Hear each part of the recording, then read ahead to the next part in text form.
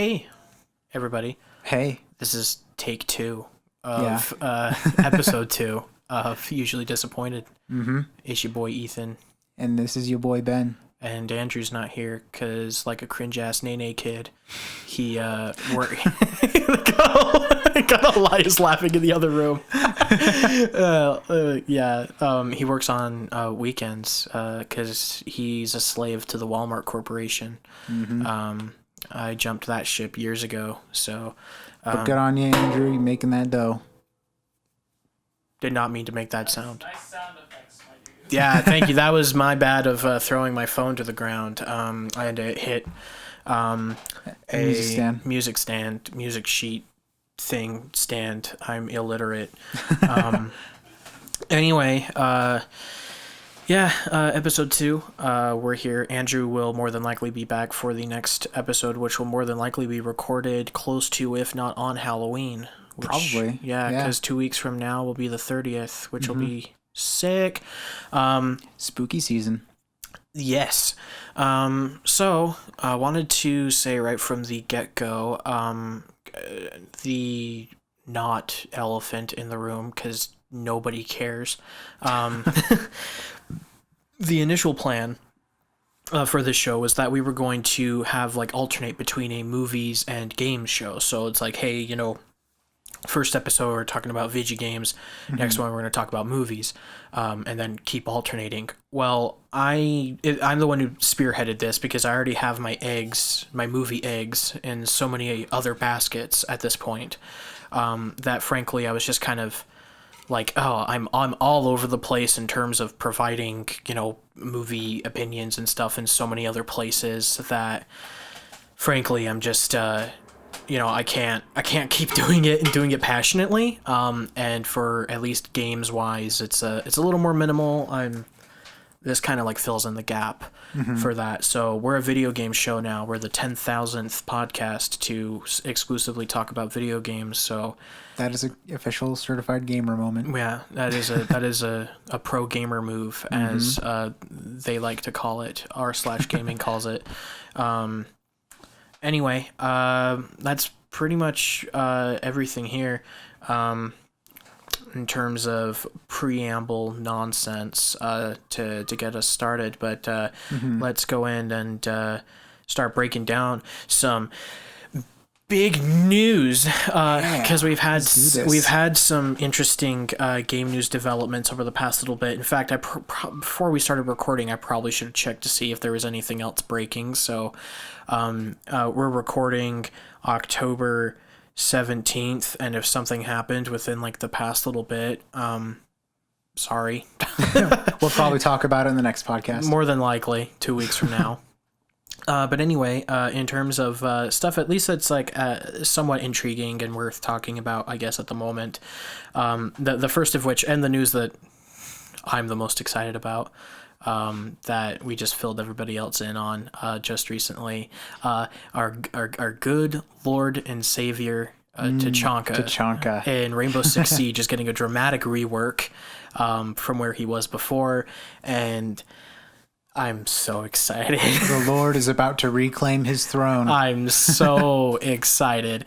For those who are unaware, Tachanka, resident meme lord of Rainbow Six Siege, was a dummy thick Russian boy who had a defensive turret that he would just set up in a corner and plant. Mounted LMG complete with a shield and everything. Yeah, shield. Well, face shield. Yeah. Yeah, I mean, it really wasn't worth anything. Yeah, I never really did anything when I used it. Yeah, you'd still just get one hit from some asshole from a window. Most likely glass. More than likely glass, because you're just a sitting duck. Yeah. But he's no longer a sitting duck, and I think that's really cool, because when trying to play Tachanka, because I like playing him, I think he's a lot of fun, but he's definitely on the lower tier of operators, because he just... There's way too many variables with him that are against his favor than in for his favor, and it's solely because he plants in an area and he can't move, right? And that opens him up to a lot of stuff. But now he's now mobile, so he keeps the same LMG that he had before, the one that was, planting down and used, but now it's like his primary utility item. And he carries it with He him. carries it with him, so he's got that major firepower wherever he goes, which is really cool. It also means that nobody can just take the gun off of Tachanka and just start shooting at him. You can't have Turn it against him. Yeah, you can't have an attacker, go sneaky from behind and then start mowing else everybody, from there. But yeah, no, he's also getting a flame grenade launcher, which just is so cool for area denial and DOT damage and the like. It slaps. But yeah, apparently he's in the test server right now. I don't have the test server installed because I don't have the hard drive space for both Rainbow Six Siege and the test server. I don't know if I do. I'll have to go check. I think at least for all of us who play on PC, I think we have the test server included with the regular purchase of the game itself. So. Oh yeah, everyone does, but I just don't know if I have it installed. Yeah. Anyway, it's pretty cool. I'm pretty excited to see how Tachanka goes, and I will report feedback with our Russian thick boy as he rolls out into the official game itself. But that was just some fun little around with him, yeah. Yeah, that was just some fun little things to kind of, I guess, gush about before we talked about not necessarily more serious stuff, but I guess other stuff. Yeah. I guess the big story that kind of came out over the past week is we got the new the new UI, what the new user experience is going to be like on the PlayStation 5. Honestly, I'm personally excited for it. It looks like there's a lot of good improvements over the PS4. Yeah, I think. For sure. Yeah. I certainly agree. From what I've seen, it looks kind of cool. It just kind of looks like a refinement on the PS4 system. Somebody said, and this was kind of funny, and I kind of agree with them. They said that the new PlayStation 5 UI kind of looks like if you took the Nintendo Switch UI and zoomed it out. Yeah. I can see that. Yeah. Yeah, it's kind of funny, and it works. From what I've seen, it looks pretty cool. I guess there's just not really a whole lot to really say on that. It's just there, but it's cool. Well, there's a few things I'd like to say about it. Yeah, go ahead. For example, the in-picture thing when it comes to hints, a lot of people are saying a lot of people are complaining like, oh, we're holding hands all the time. But honestly, like, not every game is super straightforward, and not every game, is easy to figure things out. And sometimes you need a little bit of help. And I just think it's nice that certain developers will probably make it so that you can have like little video hints for the certain part that you're in. The spoiler free is what they were saying for most developers who had thoughts like if a certain part contains a spoiler, but they still want to have like help alongside with it. I think that's great. Like playing, like they were showing it off with Sackboy, for example. You want to find a certain outfit, and in the new Sackboy game, you can just pull up the little help screen, and it plays the video alongside the game running itself, which is pretty cool. Yeah. So you can play along with the video. I mean, here's the thing. There's a lot of us out here who say like achievement or trophy hunt or whatever. This is like perfect for that. Exactly. Where it's like, because you're going to like, it's your choice on whether you want to use it or not. Exactly. It's not like they're... Yeah. And this is where I think the whole player choice thing does actually come into effect, where it's like, well, I mean, someone's trying to push loot boxes on you. Well, you have the choice to not use it. Well, yeah, it's shaky when it comes to that. Yeah, but this is something different. Obviously, you're not paying anything else into it. Yeah, and this one, it's like... the developers, they want you to at least enjoy the game enough so that you can complete it, And if they build their own guides, if you get stuck, you can complete the game. Yeah, so. And I think it's cool because I also think it adds a lot in terms of accessibility to gaming as well. And accessibility is a really big thing that I really care about when it comes to games, because in a large majority of other art forms, you don't really need a whole lot and able to enjoy them. I mean, like sight for movies or what, but you can still listen to a movie. They had radio shows back in the old days. Those were basically audio movies. Music, just the ability to hear, or even then you could be, people put their hands onto speakers and can still enjoy a lot of music that way. Games are a completely different thing because it requires so much from somebody to interact with it and engage, and that's one thing that makes gaming special, but also it makes it hard for certain types of audiences to get into it. Exactly. So I think there's a little bit of a barrier. Yeah, little changes like these, little things like this, I think that does a lot, and it's really cool, and it I think personally, I think it'll do a really good job on having people actually finish games more often. Yeah, I think completion rates will go up because, I mean, for one, you know, I'm big into Dark Souls. Ever since I started playing the first one, I've just been really into that. I don't think I would have completed as much as I did had I not used the wiki. Yeah. And I would not have ever found the DLC to fight, you know, Manus of the Abyss and, you know, Artorias and stuff like that. Yeah. I would not have found that had it not been for the wiki because it was just so vague. Yeah. But yeah. Yeah. So, I mean, again, I don't get what everybody's problem is. And yeah, because I think they're all hung up. Cool. They're all hung up on like the old days where, you know, you were just given a game and then you just had to figure stuff out. You have to go out to your local game store and buy a 75-page manual guide to look at pictures and find that this is where just no. Yeah, just pull up a video. It sounds like a lot of developers are probably going to be making these videos for the UI. Yeah, and that's cool too. And that's awesome. Yeah. Yeah. No, so, and I think official help. Yeah, no, and I think that really helps that it's coming from official sources as well. I mean, I could understand if this was like, you know, Joe Schmo could try and upload something and it's like, but no, like, you know, example, say Naughty Dog releases something on the PlayStation 5. There's a secret off in an area. Of course, they can, you know, have their own little guide. Hey, this is how you get this thing or whatever. Yeah, here's how to do a puzzle section. Cool. And you know what? If you don't want to use it, you don't have to use it. Exactly. So don't get what the problem is. Other things about the UI though, like the how easy it is to jump in and out of calls with the like the party option in the UI was pretty dope. I thought that was pretty neat. I mean, if you do party stuff on the PS5, I mean, I don't see myself doing a lot of multiplayer on the PS5. Yeah, I used to do a lot of multiplayer until I transitioned to PC as my primary platform. I tried to combine those two words together. It didn't really work as well as I thought it would. But yeah, no. But as soon as PC became my primary platform, I've obviously been doing far more multiplayer on there than literally anywhere else. There's a lot more, I think, room for multiplayer on the PC. I mean, I guess that can be. But hey, you know, at least for the adjustments that are made on PlayStation in terms of tweaking around with multiplayer functionality and trying to navigate stuff with a controller. Yeah, you know, it's sharing pretty good. Screens too is a really cool thing. Like if you just want to watch your friend, like, you know, they had going like the guy was playing Sackboy while he was also at the same time watching his friend play Uncharted. Yeah, that was on PS4 as well. Oh, that's going to be on PS4 too. Or it already is. It already is. You can. You can do that. Yeah, you can already share screens. You can also do a function that's called share controller, where if you have your screen shared to somebody else, they can basically have their controller over the internet, like hook up to your system in a way. Oh. So you're playing like a 2-player game, like something like A Way Out.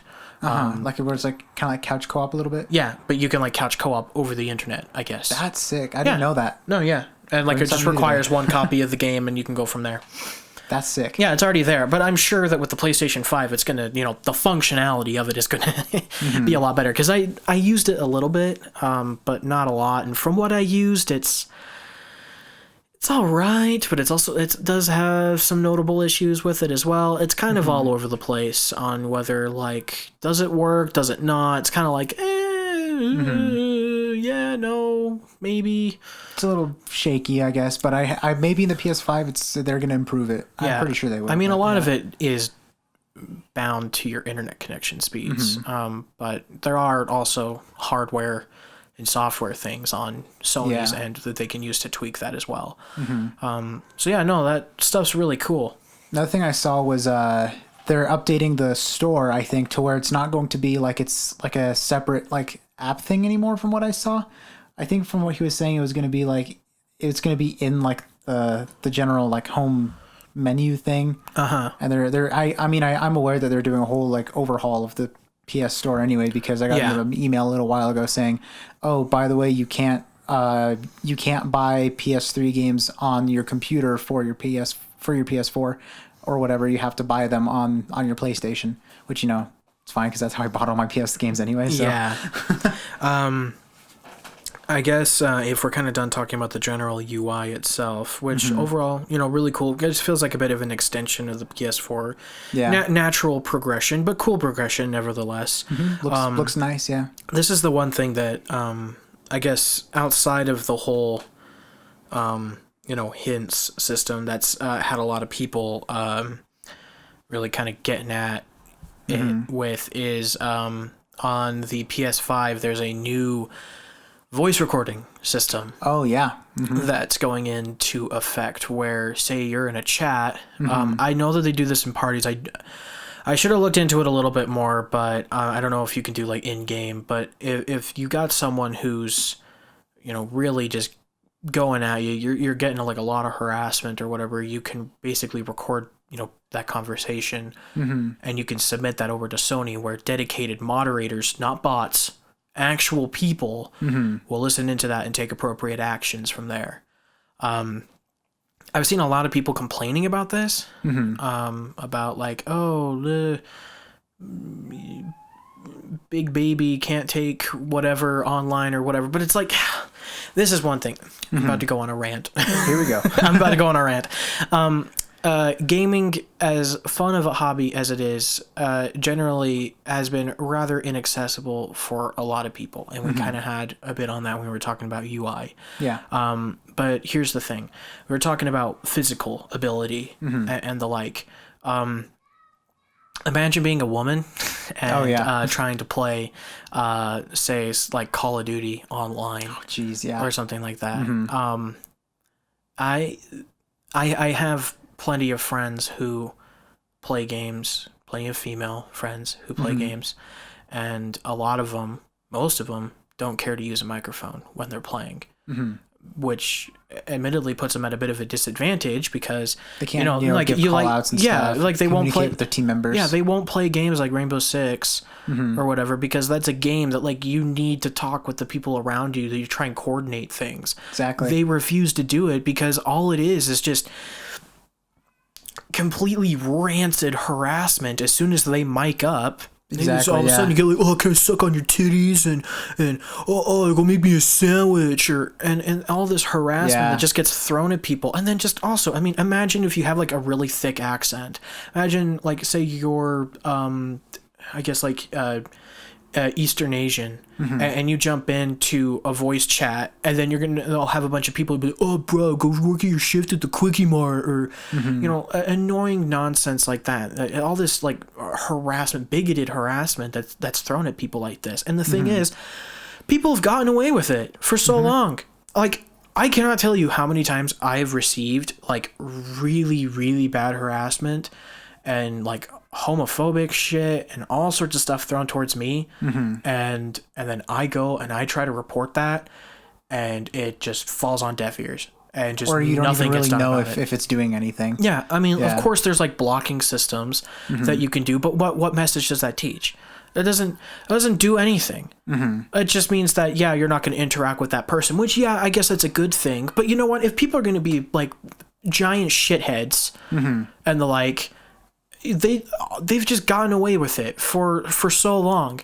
And you know what? I'm sick and tired of it. And you know what? I champion this. I'm totally okay with this. And I know like there's a concern that people have been throwing around. It's like, well, man, it's just like, it's like all your voice data and whatever's getting stored.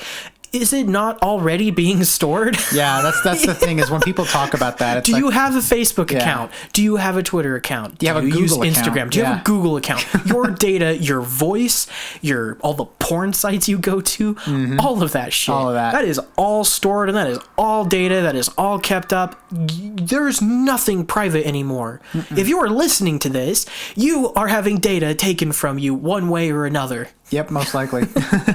I am 99.999% sure. I mean, if you have a SoundCloud account, I mean, that's one way. Exactly. And even then, free accounts, even paid accounts. And I am more than certain that before you engage in multiplayer and the like, and with these new functionalities, that you are going to have to go through, like a 50-page TOS and, of course, and license agreements and the like.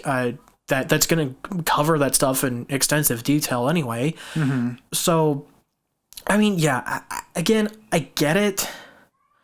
I know where the concern comes from, but at the same time, it's like, you're like 15 years too late to like complaining about this like dystopian reality of having your vocal recordings stored and whatever, because they're already being stored.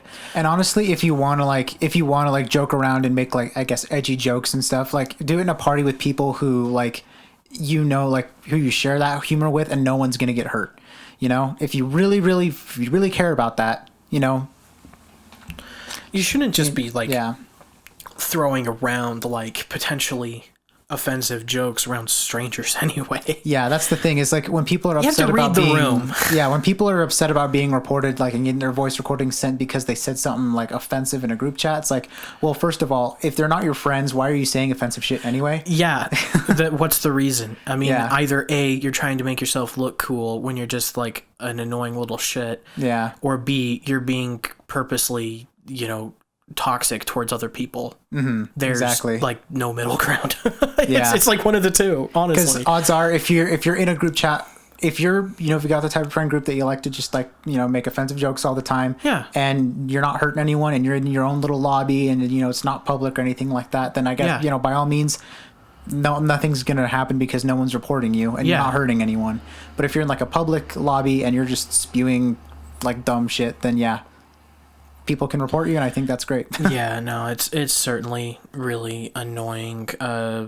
And you know what? Again, I'm somewhat happy about this because, and I've basically said my piece on this, but I think with this system in effect, at least on PlayStation, I think we might see more women and protected minorities. Maybe try and step away from that shell that they obviously and understandably have. Of course, to engage more in voice and even be able to play games they might not have otherwise played before. And I think that's a really cool thing. And and here's the thing. I know that there's women that can take it. I have a friend who played a lot of Rainbow. Well, I think she still does, but she at least played a lot of Rainbow Six Siege and played with a microphone. And this was back when I would play it on console, but we'd play it on PlayStation together, and she would be openly with her mic open and active as we were playing. And you know, she could take it, she could dish it back out, but here's the thing, like, not everybody can do that. Not everybody I can't do that. I'm a very sensitive person.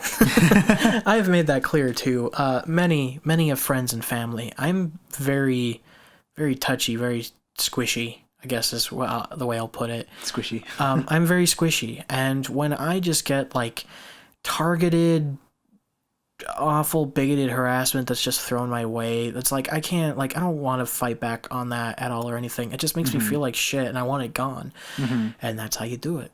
And again, I know like you can block people and you can mute people, but that doesn't teach anybody lessons, and it doesn't, and it honestly just shortens the pool of people that you can play games with too. I mean, to be fair, did you want to be playing with, you know, Johnny,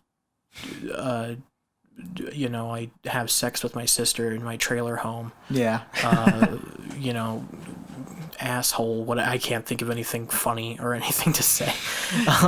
But yeah, no, you want to be playing a online game with that dickhead as he's running around and yelling toxic shit at you? No, of course not. But TKing all over the place. So I mean, again, I understand where things are coming from. It is a somewhat complicated issue, but at least on the whole, I'm relatively positive to the idea, and I'm okay with its implementation going forward. Yeah, I mean, I have nothing against it. I think it's great. Yeah. So. And here's the thing. If you're not being a giant asshole online, then you have nothing to worry about. Yeah, you've got nothing to worry about. Yeah. Next, we've been on that PlayStation news for a little bit, but here's something funny, more of the weird news side of things. You ever heard of Postal? Postal, yeah, I think so. Yeah. So Postal, for those unaware, is a franchise, speaking of offensive content, that is entirely offensive content. Oh, nice. Starting off as an isometric type shooter game, and then eventually going to like a first-person shooter in Postal 2, and then had a really shitty third-person shooter game in Postal 3, which even the original devs of the first two games have completely disowned. And with now Postal 4, No Regrets, that's its official title. It's in early access. I haven't played it, but I've really wanted to. Postal, a series that has been very much mired in controversy because of its extremely violent content and yes, even racist content and stuff in it too. It's intentionally extremely edgy, and it's edgy for the sake of being edgy. Funny sometimes, kind of just stupid and juvenile, and a lot of others. Excuse me. Overall, pretty fun. But that original isometric game, there was a remake of it several years ago, this one called Postal Redux, where they touched up the visuals, looks a bit better, there's some like quality of life improvements, but that was released on Steam a while back, and even then the original Postal, so the very first like 1990 whatever isometric one, that's actually free to play on Steam. Oh, nice. Not the Redux, of course, but the original, it's free to play on Steam, so I mean it's definitely at least worth trying to see if it's your thing. Yeah. But that Postal Redux, again, which although is not as offensive as say games like Postal 2, still has a lot of very mature humor in that. Is really really violent. You can light marching bands on fire. You can kill people in really heinous ways, and there's executions and stuff like that. But be of great joy, it's on Switch now. Oh, nice. It's on the Switch. I saw the announcement of that a little while ago, and I thought it was a joke. I'm like, this has to be a joke, right? No, it's not. Postal's on Switch. And I think it's out now, if I'm not mistaken. But yeah, there might even be a physical copy at some point in the future. Somebody asked Running with Scissors, they're the development company, on Twitter. It's like, hey, for this version of Postal, are we looking to maybe get a physical copy at some point? And they said it's possible. Ooh, so okay. There might be a physical copy of Postal on Switch at some point, which would be interesting. I would totally get it though. I'd get a physical copy of it on Switch just to say I have it. The first Postal is like an all right game. It's nothing fantastic, but just to have like a box of that and have the Nintendo Switch logo and be like, look at this, it's definitely worth it. Yeah, I mean, that's basically it. It's just, very dark game on family-friendly console. Yeah, so right next to Super Mario 3D All-Stars on the eShop. Just imagine like Postal Redux. Imagine going over to someone's house to play Smash or whatever, and they just like open up their Switch and they've just got like, Super Mario 3D, a collection right here on one of the squares, and then like right next to it's just Postal. Yeah. Or like, that kind of reminds me, I don't know if you knew this, but when Carrion announced... Oh yeah, when that came out. You know the Switch icon that looked like a vagina for the longest time, and everyone was like, "What the fuck?" Yeah, it was weird. I remember hearing about that, and I was like, "Wait, that can't be." So I looked it up, and I was like, "Oh, yeah, no, it's they changed it. Yeah, but it's basically like that. I guess if you didn't update the game or update your hardware and you still have that old icon, Postal Redux will sit comfortably right next to your Carrion vagina icon. Oh, lovely. There you go, Carrion vagina icon. That's I guess that's the title of this episode. Lovely. We'll think about it as we're going forward. Usually I just think of them on the spot while we're recording, if you can't tell by now. Yes. Vagina icons aside, going back to some PlayStation related news, you played Spider-Man on PS4, right? Yes, I haven't beaten it, but I played a good amount into it, and I think I got about like 50%. Because I played through a lot of the story, and I made sure, and I remember spending a lot of time getting a lot of the extra collectibles. So yeah, you need to finish it. It's a good game. I do want to finish it. It's an easy platinum, and it's so much fun to do as well. In fact, I'm really thinking about going back and playing it again, but because it's like, that's a really good game. But yeah, for Miles Morales, our Uncharted Lost Legacy type sequel-ish thing to Spider-Man on PS4, which again, Miles Morales will be out on both PlayStation 5 and PlayStation 4 this holiday. It's launching 40, I think, around 40 bucks, 40 to 50 bucks. I think that's what I heard. Yeah, it was 40 bucks for just Miles Morales, and I think it's like 50 or 60 with like the with the Spider-Man remastered on the PS5 version. Yeah. Anyway, Miles Morales which this is cool. You have a cat friend. Oh yeah. Yeah. We got some video today that, not today, but like in the past week, that shows like a couple like melee takedowns of Miles like throwing down some goons or whatever, and has like an orange tabby cat with a Spider-Man mask assisting him in these takedowns. And it's the cutest thing on the planet. I love it. It's freaking great. I love it to death. It's so funny and really cute. Again, it's like kind of non-news, and it's nothing, I guess, like really spurs a lot of, or purrs a lot of discussion. Oh, funny. But yeah, no, it's definitely interesting and a lot of fun. To, I guess, have a little cat friend with you. I mean, I don't know how much to the extent of the cat friend will be in said game or whatever, but yeah, anyway, it's pretty cool. Cat friend Spider-Man. Cat friend Spider-Man. Last news. Oh my gosh, I should like take some like pieces of paper and bring them with me so I can like crumple them near the mic and make us sound more professional. Big news! Overwatch, the cringe-ass Nene hero shooter game that we all hate, but everyone plays anyway. It's free on Switch for a limited time. Oh, nice. I've never played it. You've never played Overwatch? I've never played Overwatch. Wow. You didn't hear that. Elias just yelled good from the other room. Yeah, no, it's something. I downloaded it on the Switch just to see how the Switch port was, and visually speaking, it looks actually pretty decent, at least in handheld mode. It's a little grainy, of course, but overall it looks pretty good. The control is interesting. It uses gyro aiming. You can toggle that on or off or whatever. Kind of like Breath of the Wild with his bow. Yeah. So definitely, if I was to be aiming on a console, depending on like say if I am playing something like Overwatch where I would have characters like say McCree or Hanzo or Genji or whatever that like you're using more direct hit scan. Very precise aiming. I would much rather use gyro aiming rather than trying to aim with a stick. Yeah. Let's say if I'm playing something like Splatoon where I'm just like just flinging paint.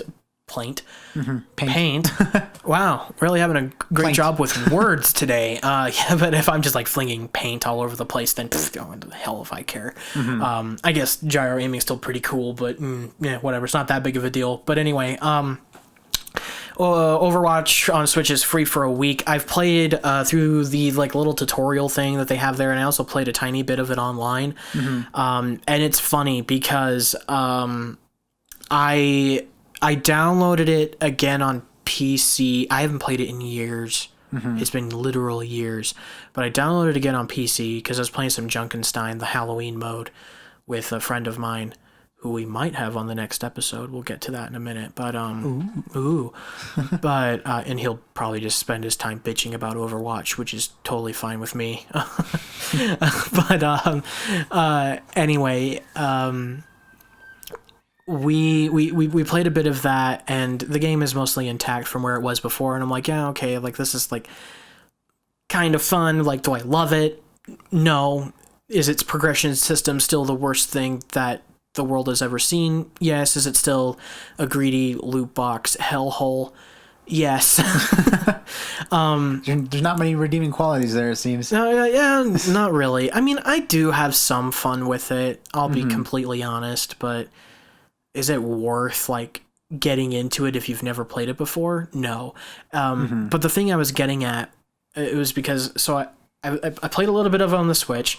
I played a little bit of it back on PC.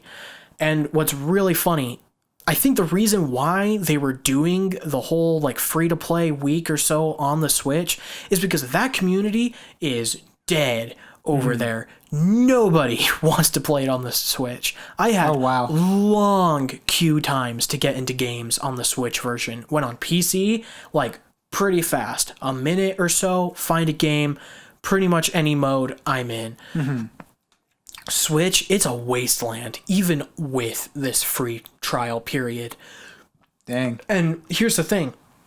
I think it might have been more active at some point. It could have been, but I'm not. Do you remember when? It had to be a couple years ago, I think, at this point. But there was that heated Hearthstone esports moment, as Blizzard CEO, whatever the hell, dude with long gray hair likes to call it. For those unaware, there was a moment in Hearthstone. There was an online tournament that was going down in China, and this was at the peak of the Hong Kong protests. One of the players, Blitzchung, yelled "Glory to Hong Kong" or like "Freedom to Hong Kong" or something like that. And he got a ban from Hearthstone. I think it was just like a temporary, but it was still a ban for that. And obviously, gigantic controversy spawned from there, and rightfully so. But the funny thing is it was like during the heat of that meltdown that was going on, the Switch port for Overwatch was announced around that same time. So it's like, ooh. They kind of dug their own grave there. They kind of did. And I think that might be kind of why. And also, I think the reason might be is because Overwatch has been a major seller on so many other platforms. Who the hell wants to buy it again? You already paid for it once before. Why the hell do you want to buy it again? Todd Howard would like to have a word with you. I guess Rockstar would like to have a word with me as well. Yeah, it's true. Grand Theft Auto. I saw a meme the other day. It was like, I'm so glad I grew up with this. And it shows a picture of GTA 5. And it's like, but damn, kids are still growing up with this. It's GTA 5. Yeah. But I mean, I guess the thing I can say, at least in terms of like Grand Theft Auto and Skyrim, is that at least they've made some changes with them. Graphical tweaks. More so to Grand Theft Auto. Skyrim is mostly being handled by the community. Yeah, I mean, again, there's still graphical tweaks and stuff that go forward in these additional versions, and they're gigantic games as well.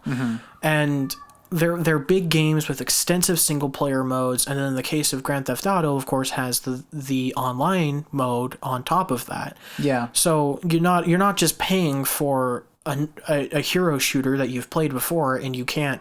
There's not even cross progression. So no, there's no cross progression either. So why the hell would you want to play that if you've already invested since 2016 in the PC version or the PlayStation or Xbox, and then make the transition to the Switch version? Who the hell wants to do that? Especially in a game that's got loot boxes in it, and when you've maybe put in the, you definitely put in the time investment, but maybe even the monetary investment to get like a lot of these rare skins or whatever, and you can't translate that to the other version of the game, then what the hell's the point, and why the hell do I want to go back and put all of that time into an inferior version of the game just to get this all again? So I think it's a multitude of different factors. Probably the biggest one is that really bad time announcing your port of the game. Probably the biggest one. But yeah, no, it's a wasteland on Switch, and it's absolutely hilarious. I still installed on my system, but as soon as we're done recording this, since I have my Switch on hand, it's getting uninstalled. Because it's just eating up space on the hard drive that I don't want on there, and I'd rather just play it on PC anyway.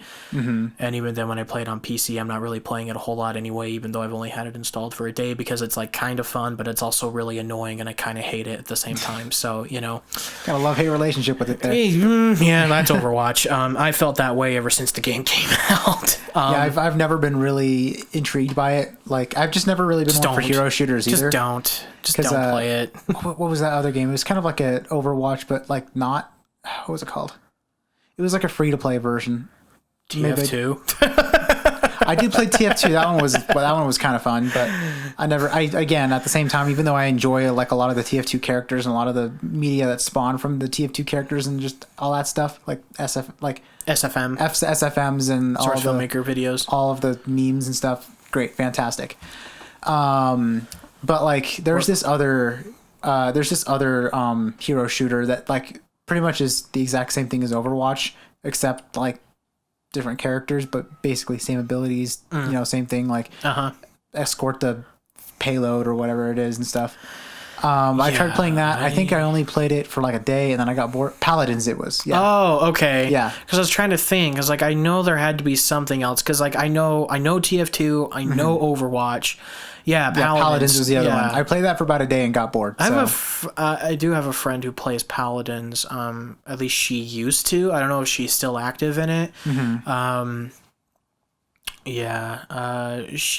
think, I don't know if she played more of like the hero shooter type modes or if she was more into the battle royale, because there is a battle royale functionality into Paladins. Oh, gotcha. That got put in like a year or so ago because every game had to become a battle royale after PUBG and Fortnite came in, big dick swinging and ate up all the money in the game industry.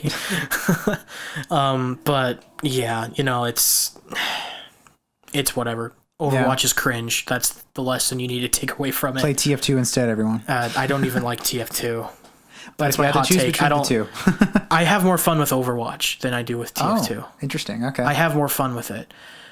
It doesn't mean I like either of them, really. But I will play Overwatch over TF2. You give me the option between the two, I will play Overwatch first. Okay.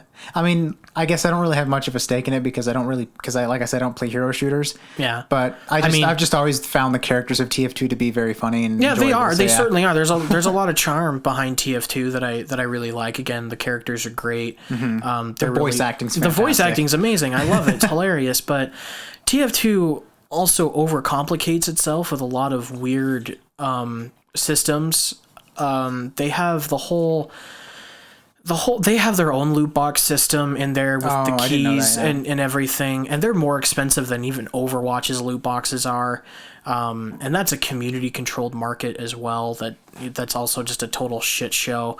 And then you've got, I mean, you have all the weapon modding and stuff in that too, and inventory managements. It feels like I'm playing like through a JRPG menu before I'm actually playing a shooter. And then even then, half the lobbies that I jump into in TF2 aren't even people playing objectives. It's just a bunch of people running around as a shitpost, which, don't get me wrong, is a lot of fun. But if I want to just hang out with people in a virtual space and just shitpost, I'm either A, going to Discord, or B, playing VR chat. I was just about to say that. Even though I don't have a VR headset, I would be going to either of those places first before I want to go to TF2, where I just have a bunch of people in stupid hats just yelling sandwich in voice chat. I don't care. I don't care. It's not 2008 anymore. Grow the hell up. I don't care. Like, again, I have a friend. I keep saying I have a friend. The friend who's possibly going to come on this next episode, he loves TF2. He loves it so much. He plays it all the time. And he loves those shitpost lobbies. And that's great. But I tried playing the game with him, and I'm like, I'm not having fun with this. Like, but he has a blast. And again, if that's your jam, then good for you. But if I'm going to sit down and I'm going to play a game, I want to play a game. Right, yeah.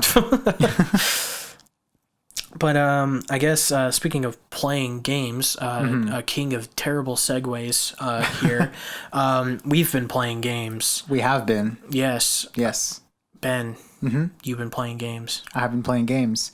The one specifically I've been playing, there's 4 that I've played in like the last, I'd say, week. Starting off, I played a little bit of... I'm just going to go over them pretty quickly and then kind of expand them a little bit, but...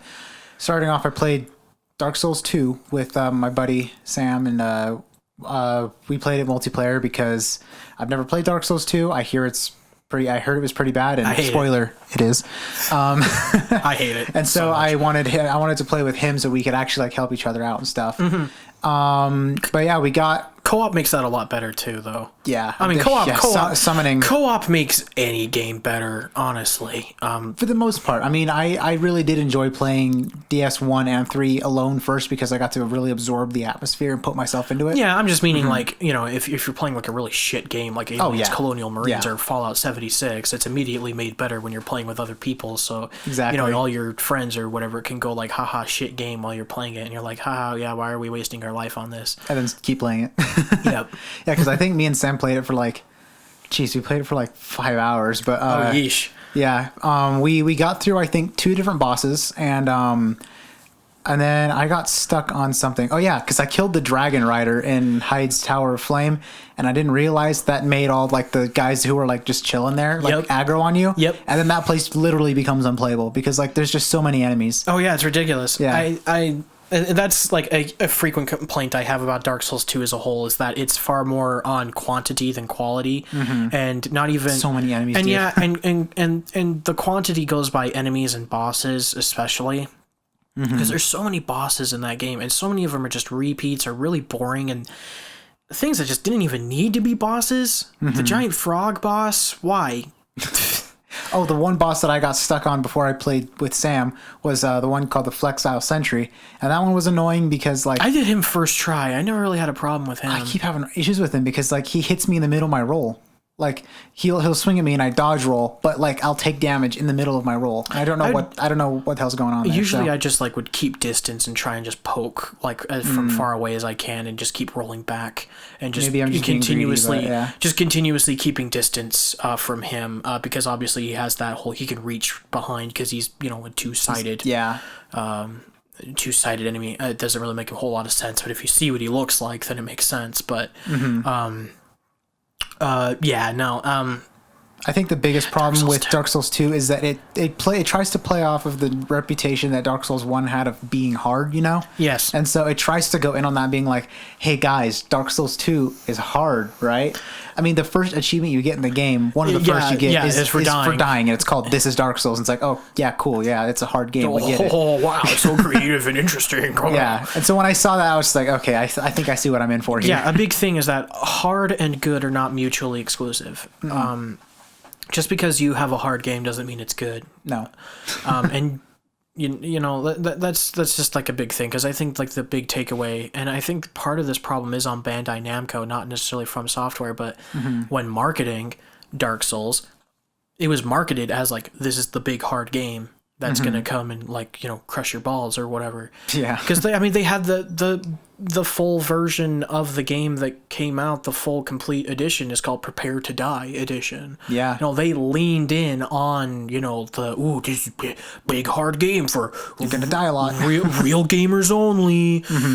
Yeah, this is a real hardcore shit. And like, yeah, it is, but I mean, it's also a tough game for sure. It's but also like, a good it's doable. game. But it's, you know, also has really cool level designs and unique enemies and that's probably interesting my biggest weapon sandbox. And that was my biggest thing about the Dark Souls series, was not the fact that it was hard, because like I love a good challenge, and I may be a masochist when it comes to games, because I will not put down Hollow Knight until I've beaten every single boss without taking damage. Huh? You play Super Meat Boy? I have not, but I've been looking at it. You should do it. It's just you're the gaming masochist, But yeah, so. You know, that being said, I didn't enjoy Dark Souls simply for the fact that it was hard. I enjoyed it because it was such a unique like atmosphere, and like the lore was really interesting. Like messing around with the different weapons and building your character a different way was really fun. Yeah. Like the level design and how everything connected with each other, and how it was like just one big world that you could walk around and explore was awesome. Just the character, like the enemy designs, the bosses were fantastic. The music, you know. It was just an overall just really awesome experience. Yeah. And the challenge is just, I guess, the cherry on top, really. It certainly is, yeah. The challenge is certainly, the nice little topping of the whole Sunday. Yeah. Because there's this whole different fundamental layers that make it a good game before that. Exactly. And Dark Souls 2 negates a lot of that philosophy on just the sheer effect on, hey, let's be the big hard game and do that. And again, I got a problem with that too. I haven't played Dark Souls 2 in a while. I don't know if I ever care to play through it again, because have you beaten it? Yeah, I've beaten it before. I've beaten it twice, because again, there's two different versions of Dark Souls 2. You have the original version of Dark Souls 2, which you can play on PC, and you can play it on the 7th gen consoles, so the 360 and the PS3. And then you have Scholar of the First Sin. And then you have Scholar of the First Sin, which is on the 7th gen consoles, but that's also on PC and the 8th gen systems. And yeah, I've played through both. Many people prefer Scholar of the First Sin, although I don't like either version of the game. The vanilla is the better version, in my opinion, because it does scale back on a lot of the, hey, we're just gonna throw like 15 enemies at you in a little room, deal with it. They scale back on a lot of that. There's still, again, huge problems with the level design. That hasn't changed. The bosses, all that stuff, it's still all, a giant shit show, but it's better, because in Scholar of the First Sin, so many people complained, Dark Souls 2 is too easy, and so FromSoft not was having like, that time at all. yeah, so FromSoft was like, okay, and then they released Scholar of the First Sin, which is just, again, it's the exact same game, except we're throwing more shit at you at once, therefore, by default, it's making it harder, but, again, that doesn't do anything creatively. It's instead just, jacking up numbers for the sake of it, and you're not like tuning enemy AI, you're not tuning damage outputs or where enemies spawn, or like maybe you have the same amount of enemies but maybe someone spawns in a different place or whatever. No, it's just like, hey, it's almost exactly the same thing as it was before, except here's late game enemies from the vanilla version in the early game. That little hippo guy that walks around in the Forest of Fallen Giants. Yeah, in the Fallen Giants area where they have the little stream and the bonfire that's just right kind of nearby. Yeah. Yeah, he's not there in the vanilla version. Is he a late game enemy? He's more late game, yeah. Oh. They're usually not there. No wonder I avoided him. They're usually not there until mid game. And so they're like, mid to late game enemies, yeah, let's just chuck them in here. And then and again, like having the chariot boss be just like a random encounter or whatever in the late game as well, just like taking bosses and recycling them as enemies, but instead in smaller arenas and later on in the game. Oh my hell, like I hate Dark Souls 2. I can't stand it. Yeah, so that me and Sam played that one a little bit. I haven't played it since that day, but I expect at some point me and Sam are going to eventually get through it together, and then we'll just talk about it, I guess. But yeah, Sam hasn't beaten it. I haven't even played it, so until that point. Yeah, I would like to get your full opinion on Dark Souls 2 when you finish it. Yeah, if I can finish it, because man, it's kicking my ass. You can finish it. I mean, you finished the other Souls games. You can finish 2. Are you going to have a good time with it? Probably not, but you can finish it. Let's hope my controller survives the onslaught. Play with the mouse. But jeez, hell no. But and then the other games I've been playing are much easier. Well, I guess. I mean, like the next one I tackled after that was the Crash Insane trilogy. And the first and second games, Dark Souls of platformers, man. But no, I mean, like, it is hard, but I wouldn't call it Dark Souls of platformers. You remember when Insane Trilogy originally released, and you had all these game journalists that were talking about, it's like Dark Souls because it's hard. Jeez. Yeah, I remember that. I remember that was like the whole like journalism like thing for hard games. It was like, it's the Dark Souls of the, but it's like, yeah, no, there's really makes you feel like Spider-Man. That too. Oh yeah, that too. Jeez. But no, really makes you feel like Crash Bandicoot. I'm just fucking dying all the time in just really cartoony ways. Yeah, no. But no, I mean, they're fun games. They're really, whimsical. They have a whole bunch of slapstick humor. The platforming is challenging, I will say. In the first and second games, it's pretty unforgiving in some areas. I got multiple game overs, but I eventually got through them because they're not that hard as people saying they are. They're still challenging. But Crash 1 kicks my ass though. Yeah, Crash 1's pretty hard. Crash 3, it eases up a lot. It's so much easier than the first two. But yeah, fun games. I didn't care to 100% them because they're really frustrating. Yeah. I mean, it's the same reason I haven't 100%ed Dark Souls either. I've gotten actually really close to 100%ing Prepared to Die Edition on PC. Really? I did it on Xbox. Oh, years ago. I think the main thing is I just didn't really care for finding all the miracles and all that stuff. Yeah, it's all the miracles, rings, and all that stuff. I play as a melee character most of the time in Souls, so yeah. I like having that build diversity, but usually when it's like first time through or when I'm doing a casual run, it's just big bonk time. Yeah. Usually just Zweihander, Chaos Infused. Giant Dad. Giant Dad. Yep, I do the Giant Dad build. Yeah. Just stronk. But yeah, in Crash, it's just a fun little, 3D platformer that it pushes your buttons with the first two games, but then, it's pretty decent in the third game. Lots of, fun animations. They did a really good job, like remastering it. Looks great. Yeah. Plays great. Yeah. Yeah, I guess that's as much as I have to say there. I mean, great job for Toys for Bob and Vicarious Visions. They did a fantastic job doing that. Yeah. And then the next one, you got to try Crash 4 eventually. Then I do want to try that. Yeah, I saw. I want to play it. I haven't. Yeah. It's $60. I'm like $60. I saw the announcement and I was like, dude, that looks like fun. I'm not really in on the price, really. $60 is a little much, it looks like. It's a bit steep, honestly, for me. But I mean, like 40. How long is the game?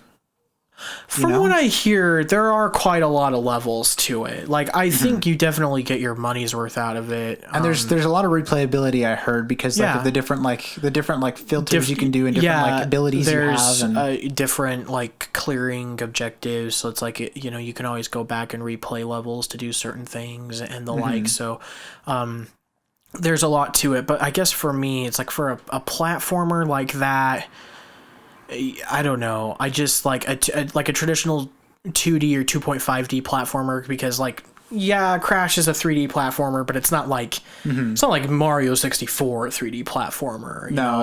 They're completely different games. It's more like you're still on linear tracks. Yeah. Jumping. It's more 2.5D, I guess, in a sense, in a way. But I guess for a game like that, I don't think the price point's really like something that really appeals to me. A bit cheaper for sure, but but I mean, if you're really into 3D platformers, I've been playing quite a few over the past little bit, trying to get more knowledgeable about them, and I could definitely shoot you some recommendations. Yeah.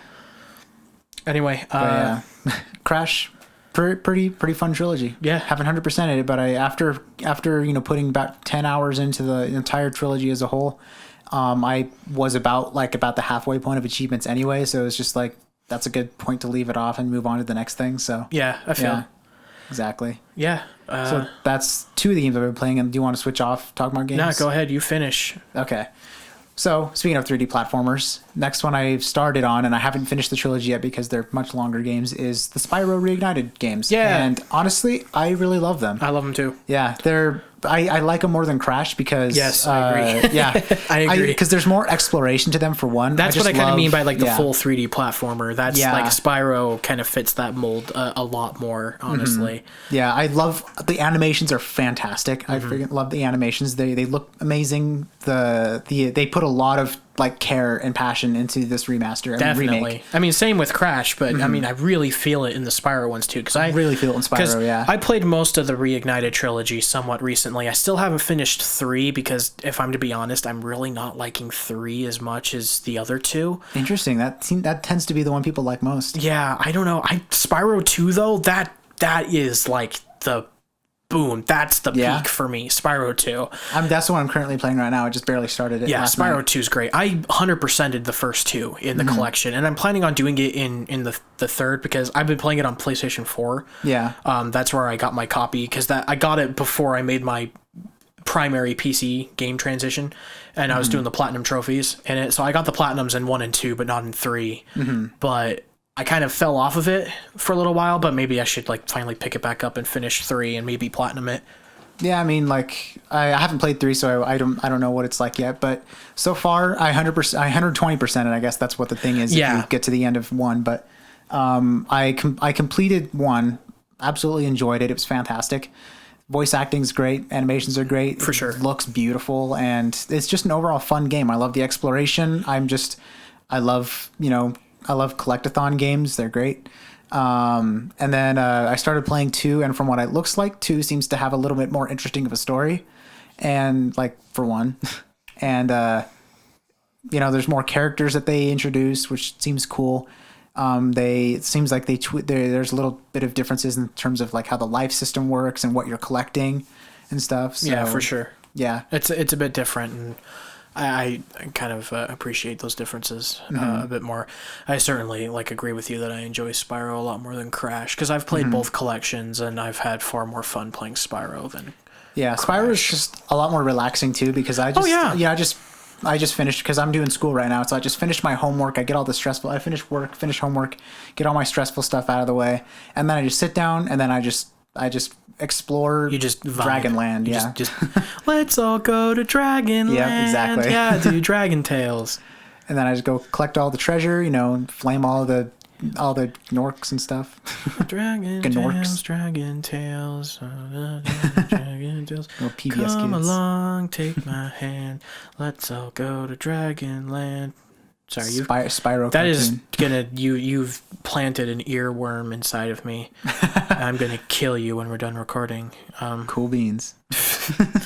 So, but yeah, Spyro's great. Yeah, highly recommend it to anyone who's even just like eyeballing it on their Steam wish list or whatever. Just buy it. It's fun. Definitely, because like I've seen it go on sale for about like $20 or so. Totally worth it. And you're getting 3 games for $20. Essentially, it's a really good deal. And again, they're a lot of fun. Yeah, you get like 30 hours of playtime for all in all 3 combined, because I it's definitely 100%ing worth the it. first game. I put 10 hours into it, so I put as much hours into the first game alone of Spyro than I did with the entire Crash trilogy. So I mean, put that in perspective. Yeah, no, definitely. Spyro Reignited is a lot of fun, and I really enjoyed of what I've played. Again, I've almost finished it, but I still have stuff to work through on Spyro 3.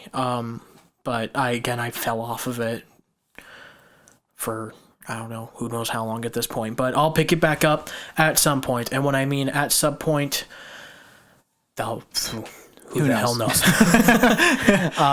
I guess this comes into my gaming experiences of the past little bit. Again, I finished a few other games in the meantime. Like I played through Duke Nukem Forever again. And I also played the DLC, The Doctor Who Cloned Me, which the DLC is actually pretty okay.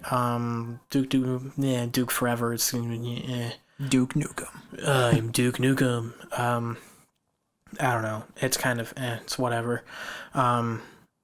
But in terms of interesting games in which that I have been playing through, speaking and keeping on the line of platformers and even like collecting things. Sorry. Little burp thing there. I've been going through classic Sonic. Oh, lovely. Yes. I saw Sonic 2 is free to play. Yeah, Sonic 2, I don't know if it still is by the time that this episode goes out, but if you're listening to this, you don't have Sonic 2 in your library on Steam, and you want it, it's free. No reason to not get it. But yeah, I picked up the full Mega Drive Genesis Classics collection, which is like 58 Genesis or so games. Damn, for that's like a lot. $7. $7? It was like $7. Yeah, if you've got the money, buy it. Because it's going on like through Sega's 60th anniversary sale. They've got a lot of stuff on sale. One of which was Vanquish. I convinced you into buying, right? Yeah, I picked that up. I looked at the trailer. It looks really fun. Oh God! And then play Vanquish. It was like $5-6 or something like that. Whatever it was. And yeah. It was like $10. Yeah. Oh, $10? I thought it was like $5. No, it was $5. Yeah. Yeah. So I just bought it because I had just gotten paid. So it was like $5. Hell and yeah. it's also pretty short. So, it's not a very long game. I finished it in like 7 hours on like the medium difficulty. So, okay. Yeah, it's not that long, but it's so good. One of my favorite shooter games. I'll have to give it a shot. Yeah. Oh, it's. I have it, so at some point I'm going to play it. Yeah, you have to. You have to play it soon. All right, well, I will keep pestering you about it until you play it. There is a lot of games in my Steam library that I've bought over the years and have not even come close to touching. So yes, but Vanquish is best. Yeah. I still have to play the Portal games. So yeah, I'll play those first. At least Portal 1. But at least in terms of Sonic, I've played through 1 and 2 on the Genesis collection on Steam, and not much I can really say on Sonic 1. It's not that good. And that kind of seems to be like the based gamer take of it all, because a lot of people like throw a lot of nostalgia behind Sonic 1 and think it's fantastic. At the end of the day, though, it's an older game, so it's bound to probably be clunky. Well, no, I mean, there's a lot of older games that still like have aged really well in terms of controls, and I'll get to that in a second. But Sonic 1 is just Sonic is really heavy in that game. He does. It is a bit of a clunkier game, but I just don't think that they really nailed the design philosophy yet. Because like the whole goal of Sonic is go fast. Yeah. But go fast, eat ass. But go fast, eat ass. Smoke grass, eat ass. Yeah. Skate fast. Skate fast. Yeah. The thing with Sonic was that it for the many interesting ideas that it brought going forward, the whole speed mechanic doesn't really work nearly as well, because it's all like there's constant stops. Like, you constantly get stopped by annoying things. You get punished for going fast in certain places, and there's certain levels, especially the underwater levels, which are just the worst thing ever. I've never quite understood those in Sonic games. They really slow Sonic down, and no, it's not good. Sonic 1, it's an interesting proof of concept, but it's really rusty. Sonic 2, on the other hand, Sonic 2's the good one. Sonic 2 slaps. Sonic 2 is so good. I loved it. It was so much fun. Because, like, now it's, like, actually go fast. Sonic controls a hell of a lot better than he did before. The clunkiness is gone. He feels far more fluid. His moveset feels far greater from before. He moves a hell of a lot faster. The level design, so much better. And even the music is, like, 1,000,000 times better than what it was in the first game. It is an improvement on every single level from the first game. Everything in the first game is improved upon. So if I'm to get any of those two, just get 2 then, probably. Yeah, I mean, I guess it's I guess it's worth playing Sonic 1 just to kind of see where it starts. But that's true. Yeah, I have an extensive history of Sonic in my past, because as a kid he was like my favorite character. See, I never played Sonic because I always just saw him as the cringe ass Nene character. I see that. I see him as that now. I hate the fan base. Yeah, I see him as that now, but I just can't help but like just be intrigued by the games and some of the media, because I grew up with it. So I eventually got my whole presuppositions, I guess, if that's the correct term. I mean, you can always separate the fandom from the material, because of course, Undertale, epic game. Oh yeah, great fantastic. Game. You said epic game. Epic game, yeah. Oh god. We have Ben Shapiro on the podcast, everybody. Ben Shapiro. Okay, now this is epic. But no, like, Undertale's a fantastic game, and fan base is something I don't want to associate with half the time. Oh yeah, no, nobody wants to.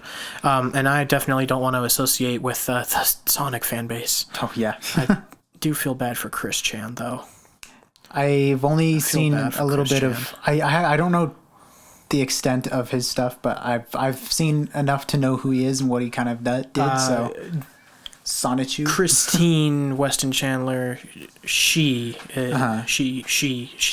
trans. So if we are to refer to her, let's, as much as everyone likes to like treat her as the internet's favorite lolcow, the least that we can do, and I know you weren't aware of this, so I'm not mad at you or anything, but if we're to refer to her going forward, let's try and use proper pronouns for her. Okay, yeah. Again, like, you didn't know, so like, I'm not mad at you. I wasn't aware of that part. You're not, because like, I know about this whole Sonichu thing, but yeah, fucking crazy. But anyway, enough about Chris Chan. Now back to Sonic. Sonic 2, though, it's great. I've had a lot of fun with it. I'm excited to go through Sonic 3. I have access to a good chunk of the Sonic catalog, because after Sonic 3 I have a few more of those Genesis games on the collection, like Spinball I think is one of them. I don't have CD on Steam. I don't have any money, but I do have Adventure 1 and 2. I do want to play Heroes. I played through it recently. It's broken as hell, but it's still really fun. Yeah, the pinball levels are the bane of my existence. Yeah, and I do have we got a dog in here. Puppy. Hey, Dexter. Hello. A dog has come to visit us. What's up, dude? Hello. But I additionally pull him out. That's fine. Hi, Dexter. Bye, Dexter. Bye. There he goes. Bye, friend. But yeah, no. I what I was gonna say is I got a GameCube emulator running. Good old Dolphin, right? Dolphin, yeah. The easiest emulator to work, and I got a ROM for Shadow the Hedgehog. I played that game, and I'm going to play Shadow at some point, and it's going to be so much fun to talk about Shadow the Hedgehog. Yes, Owl the Edge. Good Lord, yeah. I as a kid I played that, and I was like, this is way too try hard. As a kid, I played it, and I was like, this is just literally trying too hard. Yeah. Every time Shadow dies, he's like, damn, not here. Like, whoa. Yeah, everyone's swearing in a Sonic game. Yeah, and he's got guns. Oh. Monkey's so cool. Yeah. Oh my god. Yeah. It's so weird. It's such a weird game. Yeah, it's funny. Yeah. I got that, and I'm gonna play through that. I got a friend who has a One thing though, the weird discrepancy with that game is the gameplay is pretty shit a lot of the time. Yeah. But man, the cutscenes, they rendered them really well because I haven't seen a whole lot. The cutscenes look really good. Oh. But the game itself is just. I guess the same could be said about like Sonic 06, which I played before. I mean, I haven't played that one. That was the only Sonic game I've played up to this point. I intentionally made that because I was like, haha, that's the really bad one. And it is. It is broken to the core. Jeez, I'll never like try it again. But I mean, I'm gonna play games that function to at least some extent. But because I'm interested, Sonic is a very expansive franchise. Again, speaking on Sonic games, I have access to. What I was saying, like I have friends who have a physical copy of Mania on the Switch that I'm probably going to borrow at some point and play. I'm interested in playing that. I've got Generations on Steam. Play a bit of Generations. Yeah, I hear Generations is really good. At some point, I want to try and play Unleashed. I still have Unleashed. A lot of people like to hate on it, but I was playing it again just recently on my PS2 emulator. It's PS2. It's on PS3 and 360 though. Unleashed. That's the one with the werehog. Yeah, that's on Wii and PS2 as well. It's on the PS2. Yeah. Whoa. Yeah. So I'm playing it with the PS2 emulator. I guess to be fair, you know more about Sonic than I do. Yeah, I mean, that was one of the games I grew up with. I played Unleashed on the Wii as a kid. And I mean, I think it's a pretty great game. Yeah, PlayStation 2. Yeah. I'm stupid. Definitely takes a page out of God of War's book with the beat 'em up levels. Oh, yeah. I've seen the gameplay, and it looks like very derivative of like God of War and Devil May Cry. Yeah. It's fun, though. Yeah, so anyway. I'd give it a shot. The day stages are the best, honestly. Yeah. Yeah, but from what I've played of the early Sonic games so far, I'm quite liking it. And I'm intrigued to go through the series, continually play through them, and see the few highs and the many lows. Yeah, I mean, I've played a few of the lows as well. Yeah, I'm really interested to see just kind of how things continue as I play through. But besides that, keeping on track with platformers and collectathon type games, yesterday I finished Super Mario Sunshine. Oh, yeah. Yeah, because I talked a bit about Mario 64 last episode and how I was kind of feeling about 64 and how I was like... Yeah, I was kind of like, I mean, it's not aged well at all, and Sunshine is very similar in that regard. I know a lot of people really love Sunshine. I know a lot of people really hate Sunshine. It's really jank. It's broken as hell. It has a lot of functionality issues. Even playing on the Switch. There's a lot of really frustrating moments in that game. A lot of shine sprites to collect, which are the stars essentially to finish the game, that are just extremely aggravating to try and finish. And it also strips back on a lot of the freedoms that Super Mario 64 gave you. Because in 64, all you needed was 70 stars. You get 70 stars, you access the final area, you can win the game. Cool. Great. Yeah. Easy peasy. Obviously, you need to do the mandatory Bowser fights, like the 2 Bowser fights to unlock the different floors, but that's all you need to do. Simple. Easy. Done. Straightforward, and you don't have to do everything. Yeah. Sunshine requires you to play through the individual episodes which are in these levels. You have to play up to episode 7 in every single level in the game, enable for you to unlock the final area. So there's no freedom of, oh hey, maybe I don't like this level, because there's a few in Sunshine that I really do not like, and a few shine sprites that are a real pain in the ass to get. But, in some cases, in 64, it could be like, okay, I could negate that, and I could just go get this one instead. Well, you can't do that in Sunshine. Sunshine requires you. No, you have to go through. You have to finish all the 7 episodes in every single level, and then you can go from there. And, man, it's just frustrating. It's really poorly designed. And, again, it was an extremely rushed game. There's a lot of, functionality jank with it. The controls are all over the place. all over the place in that game.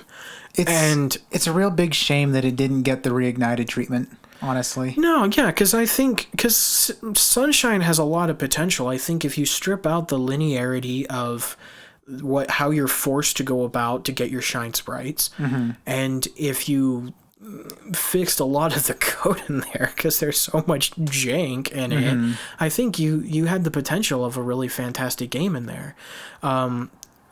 But I guess like I like it slightly more than 64. And that's kind of where it stands. It's like a tiny improvement on some functions there, but for the most part, it's still extremely frustrating and has a lot of problems. But what's really cool, at least on Switch, playing through its emulation on 3D All-Stars, it's beautiful looking. Like, again, GameCube game, but with the color and the aesthetics that they go for in that game, it's beautiful. It looks great. It has not aged a day. It looks amazing. But I did play a little bit of it at Andrew's house a little while ago. He just had me try out like the triple jump and mess around with it. Oh yeah, so, it's pretty fun. Yeah. Yeah. And it does look great for being an older game. Yeah, and I also really like Flood. Flood's a lot of fun. The jetpack with the different like nozzles and stuff that you can have for different functionalities. It's a shame that it's really underutilized in a lot of places, though. Oh man, yeah, yeah, bit of a problem. But anyway, Sunshine. It's frustrating. And I guess kind of one of the last things to get at, I don't have a whole lot to say on it just yet because I haven't finished it yet. And we'll definitely talk about this when we get to the episode that we're recording closer to Halloween. But I've been playing through Resident Evil 7. I'm a total chicken shit when it comes to horror games, but I've enjoyed the Resident Evil franchise for the most part up until this point. I've played through every single canonical entry. The only games in the series that I want to play but I have not really done just yet is the original releases of Resident Evil 1 and 2. But I've done the remakes. I've played the original Resident Evil 3. I've played the remake of that one. I've gone through the whole damn series. I've enjoyed almost all of them. Dog's back. Hello. Well, kind of. He's not coming in here. He went to go say hi to Elias. We enjoy Dog, though. Yes, he's cute. Dog cute. But yeah, no, 5 was the only one that I really had like the biggest problems with. That and the first Revelations. God, that game sucks.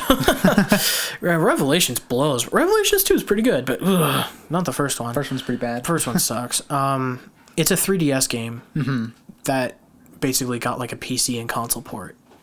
Oh, and that works about as well as what you'd expect it to. Yeah, I don't expect that to work very well. Yeah, it's really jank and kind of all over the place. But yeah, Resi 7, a lot of fun. Really like it. Resi. Resi, baby. That's the only one that I own currently, and I plan to play it at some point. Yeah, it's really good. I certainly like it, and I've already yelled at Ben to play Resident Evil. So Vanquish and Resident Evil, those are my recommendations. Play them or you're dead. You also recommended me to play the 2 original Doom games on Steam. Oh, so yeah. I have those on my wish list. I'm probably going to buy them sometime soon. So, yes, yeah. Doom is great. Yeah, so I guess that kind of concludes all of that. I'll probably have more thoughts on Resident Evil 7 as I go and finish it. So far, really like it. Really cool. Definitely a different change of pace from the other Resident Evil titles, especially with the progressively more action oriented as they were getting from 4 to, well, even like 3 to 6, and then 7 completely like slams on the brakes and goes back to a tense, claustrophobic, atmospheric horror experience. Like survival horror type thing. Yeah, it's back to survival horror. Because, like, definitely 5 and 6 were definitely far more action-oriented than they were horror stuff. There were bits of horror in there. More like action thriller, I'm guessing. Yeah, I mean, Resident Evil 6 was just a full-on Michael Bay movie with a, nice. with a controller setup. But, yeah, I mean, again, I really like Resident Evil 6. That's another hot take. I like Resi 6. I think it's a lot of fun. Is it necessarily a great Resident Evil game? Not really, no. But I have a lot of fun with it.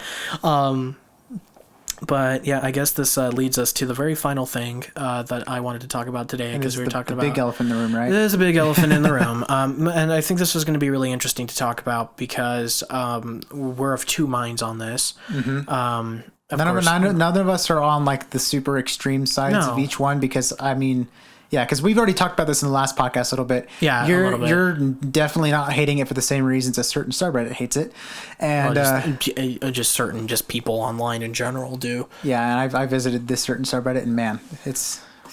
Yeah, I bet. But yeah, we're talking about The Last of Us Part 2. Yes, I just wanted to about.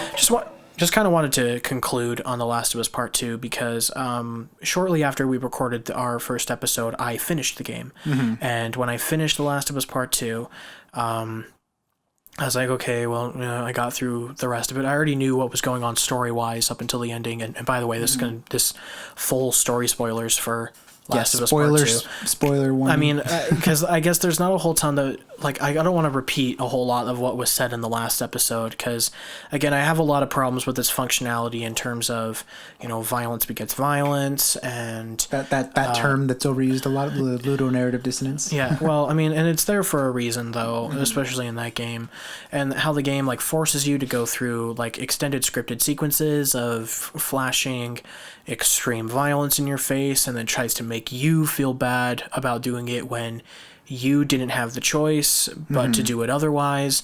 And we juxtapose that with how Metal Gear Solid 3 does that, and how this War of Mine does that with your decisions in games, and how that how that makes for effective emotional play for consequences of your actions, because you're not railroaded into those situations. It's still ultimately your choice, so that when that impact comes in, and when the consequences of your actions are fulfilled, you actually feel that. A lot of other games, like The Last of Us Part 2, try to do this, but they don't do it very well, because it's a very tightly knitted, scripted thing. I'm not even saying linear, because not even linear, but scripted in this regard. And I think when you're trying to tell a narrative such as this, scripting it like this just doesn't work.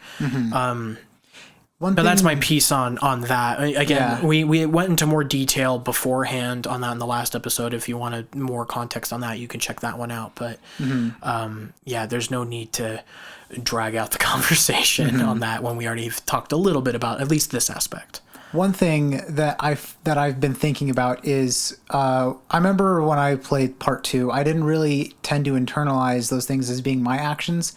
I was mostly just watching it as I would I was playing it obviously because it's a game that you interact with, but I was taking it more of the fact that it was, a narrative that was being presented to me, and that led me to think, what if these games were simply just shows, TV series or movies? Do you think Part 2 would have been received better? I probably would have liked it better. Because you're witnessing these characters do their own thing, and you're witnessing it all, instead of being told, you're playing as Ellie, and you're beating some girl up in the hospital basement, and you have no other choice but to do that. Yeah, because square. Yeah, because I think personally, putting interactive elements into emotionally charged decisions does a lot.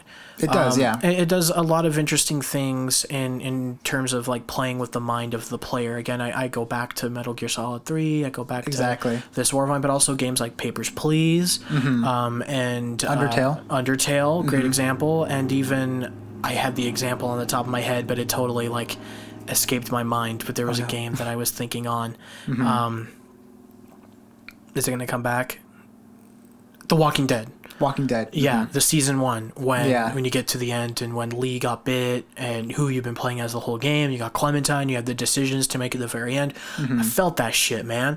That was rough. I remember watching a playthrough of that. I felt that shit. Yeah, that was rough. It was really, really, really, really rough, but it was great, and it was really cool. And a lot of that is removed when you're railroaded into this stuff, and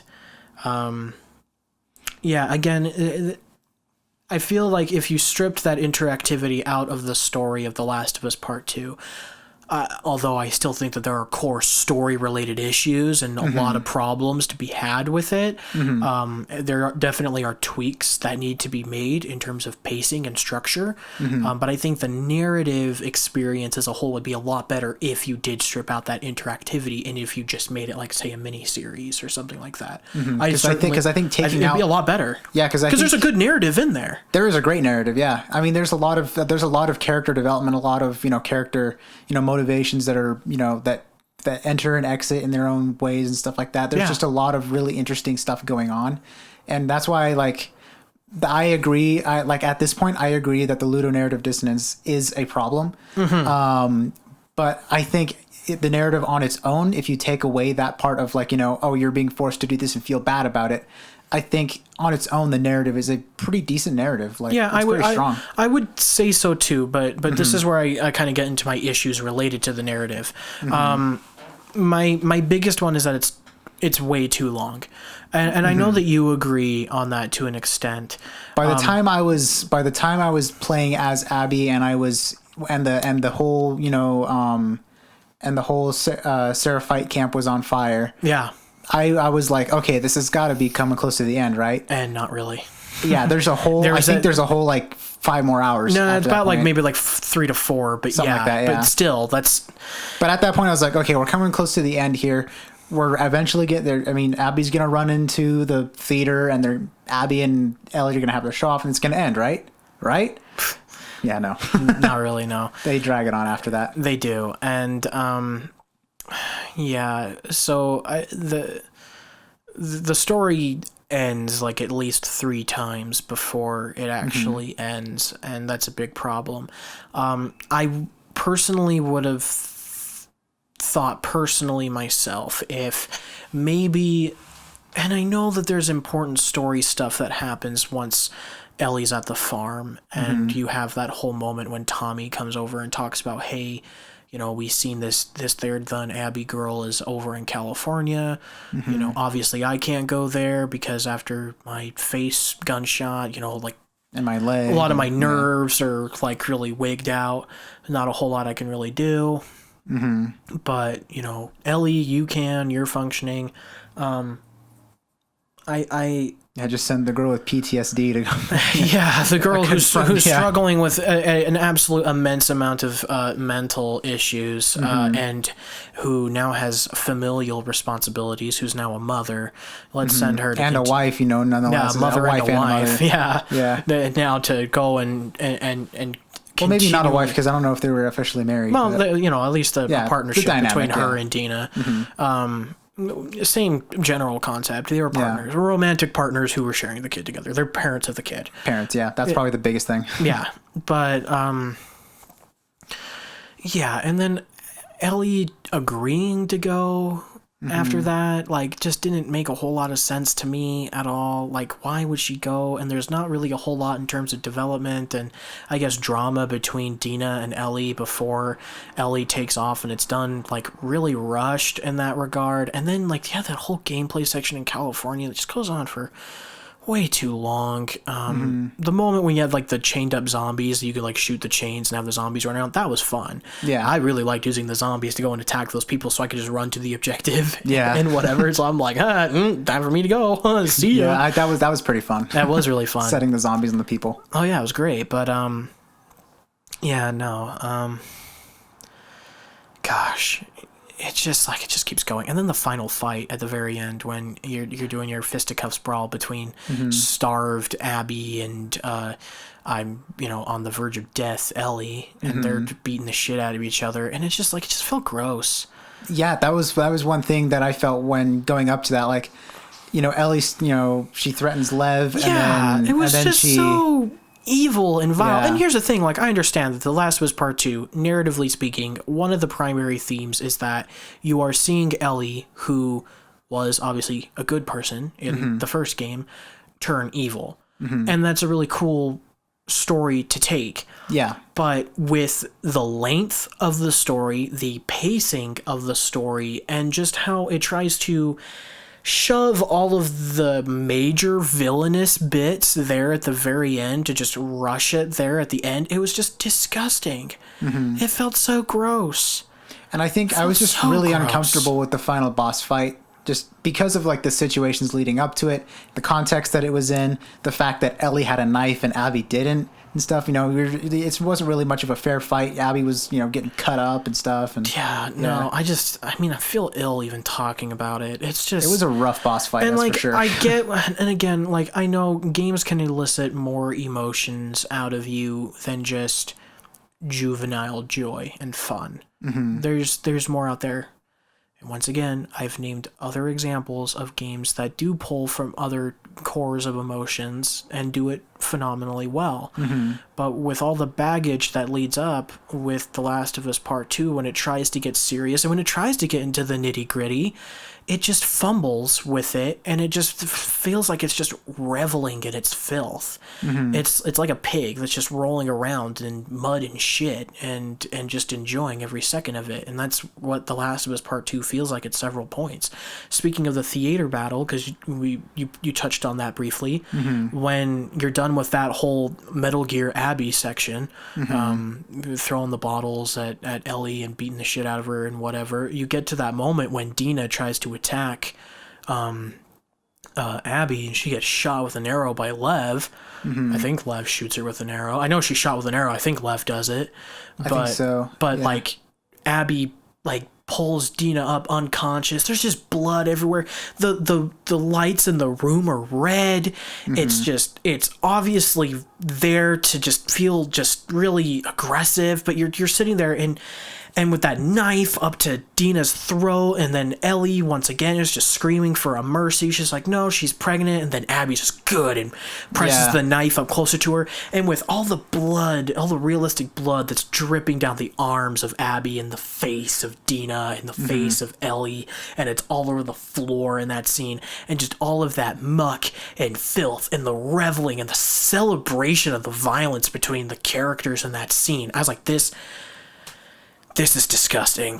And like, not even in like an intellectual, say, like, I know many people joke about, say, the movie Solo, where, you know, there's a lot of gross stuff in Solo. There is. It's a very disgusting film, but there's a lot of artistic merit to it because it talks a lot about fascism and the parallels between Italian fascism and the Second World War and the effects of the people. And they do that with, you know, masochistic, sexualized leader guys who abuse teenagers in this mansion. And it's a hard movie to watch, and it's got a lot of gross imagery and stuff in there, but thematically speaking, I think it gets its themes across a hell of a lot better than The Last of Us 2 does. I find that Solo has more artistic merit than The Last of Us Part 2 does. You can carve that on my gravestone. And I haven't seen that movie, and so I don't really have anywhere to go. I don't know if I would even recommend you to watch it. I have the Criterion Blu-ray, and it's interesting to watch, but it's hard to watch, though. But if you feel like you can stomach it, it's certainly interesting. But a lot of people hate it, and understandably so.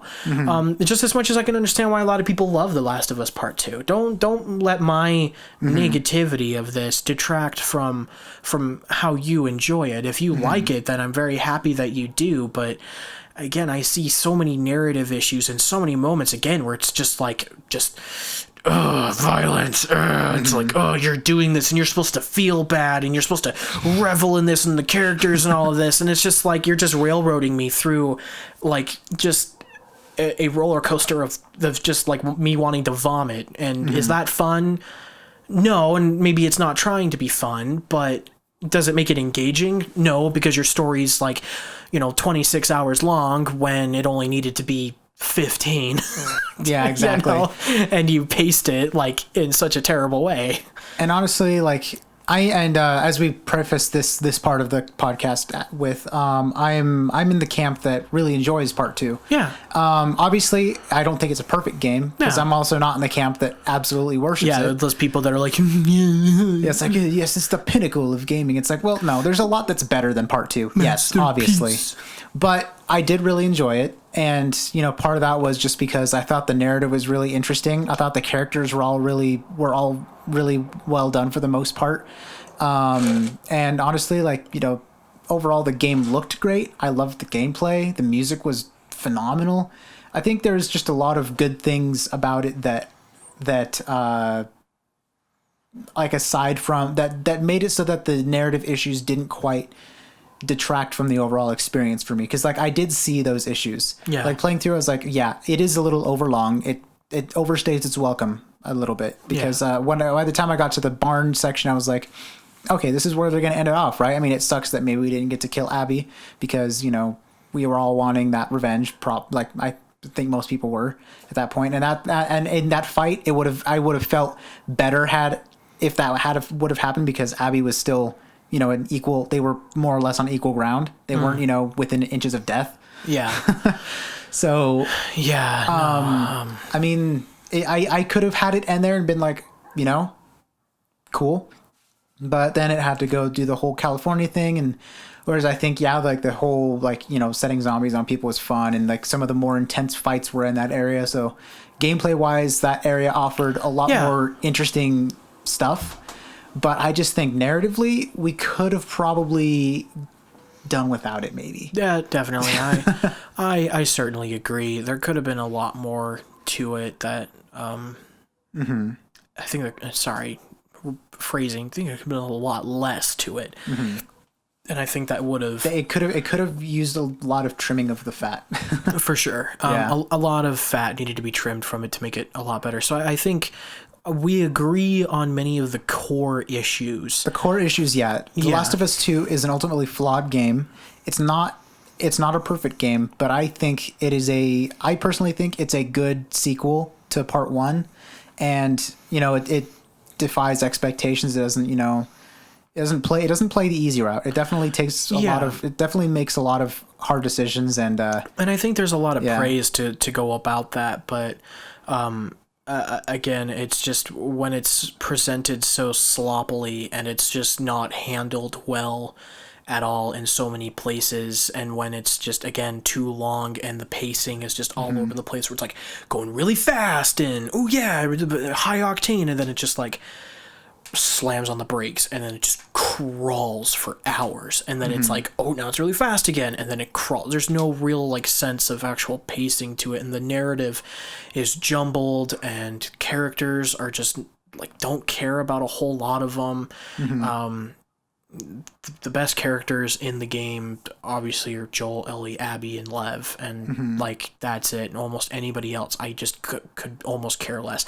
Tommy, a little bit, but Tommy's not really in the game a whole lot. He has like maybe 4 scenes in the whole game. Yeah, he's not, and really that's that about much. it. I did like Dina though. I thought she was cool. Oh yeah, no, Dina was great. Sorry, gosh, I forgot Dina. Jesse could have been cool, but they barely do anything with him, and I think I think it's shocking, and I think it could have been really effective to just shoot him in the face. But what kind of development did we really have with give him? Much attention to I him, felt that a little better with when you're in Abby's side of the campaign. With Manny, that's his name. Yeah, they set up Manny a lot better. Yeah, and when he gets his head blown out by Tommy, that kill actually shocked me. I was like, oh shit. Yeah, because at that point, at that point, Manny was like, we had a lot of good banter going on. Oh yeah, and the whole sniper encounter thing, like leading up to that, where you had to like crawl along the cars, and like that was awesome. That's such a cool section. Like this is cool. That was sick.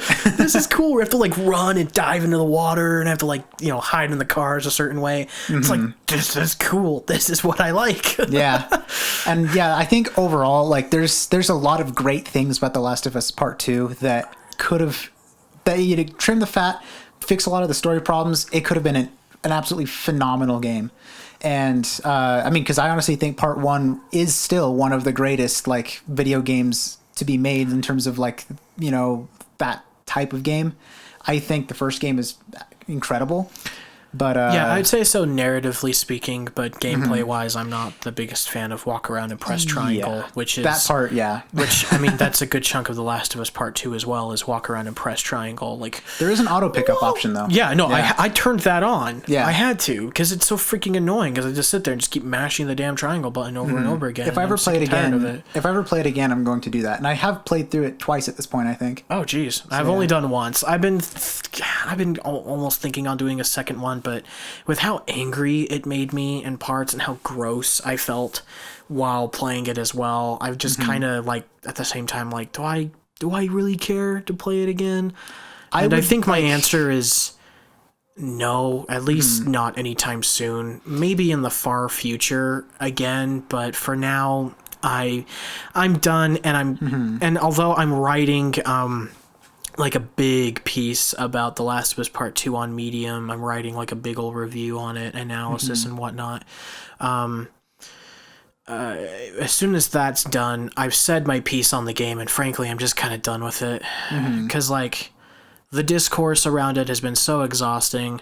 And, you know, and the funny thing is that I've been so interested in finding other opinions and looking into other, you know, critiques on the game, but it's like a minefield trying to do that. Like I keep getting recommended videos on YouTube that are like talking about the big problems with the like big critiques and like this game sucks, and I've been scared to click on those videos because I feel like it's a flip of a coin if it's going to be some misogynistic, you know, Abby bad, Lev bad, we want Joel. Just a bunch of like the gamers TM shitting their diapies over this stuff, and it's just I don't care. But I guess if you are looking for a really cool critical review, I guess it's still somewhat positive, but it's still pretty critical at the same time. You've ever watched Matthew Matosis before? I have not. I did watch the Nakey Jakey thing, though. Yeah, the Nakey Jakey video is great. Definitely recommend that one. I'd also recommend the Matthew Matosis video. He just released it like a couple days ago. Oh, wow. I'll send you a link to it. He did a big review on Dark Souls 2 I think you'll really like as well, back when it initially came out. But, yeah, I mean, those are like the only two videos I've dared watching because they're two creators that I already know and who I know aren't total sacks of shit of human beings, so I trust that I'm not going to go into that video and hear strong lady bad and just hear like again the usual vile slurs and the like that get thrown around at trans people. And the amount of hate for Lev is something I didn't actually quite anticipate, which is weird. I don't get it. I mean, the Last of Us Part 2 subreddit, like the one that I'm talking about, like Jesus, it's like I went there to see what all the fuss was about, and one of the top posts of like the week on there was someone saying they wish Lev would have died when he got knocked out, and it's like, are you serious? Like, so gross. Like, man, I think Lev could have been written a bit better as a character. I think he could have been fleshed out a little more in the story. I think he could have, but overall, though, I think he was a fantastic character. I mean, I love Lev. I did like a lot of the stuff with Lev. I really liked the dynamic between Lev and Abby throughout the story. I think the main reason is because it draws a similar thing with Joel and Ellie from the first game, because you're playing. No, it certainly does. I mean, it's pretty obvious that they do that too. It's not like some big like, whoa, do you get it? It's like, well, our shitty movie details. Yeah. Did you know? Did you know the S on Superman's chest stands for super? Yeah, no, it's pretty obvious on what they're going at from there, and I think it's an interesting parallel to draw because it tries to sympathize that, you know, Abby who, you know, killed Joel at the beginning, or the people who are like mad about that, but then you see that she's a person and she has her own dynamics with people, and she is pretty much a Joel to a different Ellie. Yeah, so I mean, it's the same cycle of that, and I think that those are interesting parallels to draw, but again, it's just done in a narrative that's just kind of, again, all over the place on whether or not it's successfully getting at what it's trying to present or not. So I guess that's my piece on The Last of Us Part 2. I think I'm finally good and ready to bury this topic to rest and just move on with my life and not because at this point you've played it and decided that you're done with it, and at this point I've played it twice and I'm good with leaving it alone for a while because it is a long game. It's just frustrating, and again with that discourse, like it's done. I finally swept it under the rug, and it just feels nice to finally get it done and over with. But so I mean, you can see some extended thoughts on it on my Backlogged. Plugs. So I'm on Backlogged, which is the letterboxd of Vigi games.